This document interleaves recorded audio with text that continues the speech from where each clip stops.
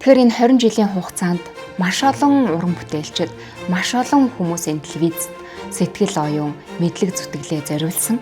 Тэгэхээр тэдгээр уран бүтээлчид болон техникийн ажилтан, дээрэс нь одоо үеийн удирдлагууд мэдээ нэвтрүүлгийн албаныхан гэд бүхий л уран бүтээлчид, ажилтан, албан хаагчидтай бүгдээрэнд нь 20 жилийн ойн баярын мэнд хүргье. Та бүхний хичээл зүтгэл энэ 20 жилийг бүтээсэн шүү. Энэ 20 жилийн хугацаанд бүтээсэн уран бүтээлтэй ажил бүх зүйл та бүхний оюуны болоод сэтгэл зүтгэлийн үр дүн юм шүү.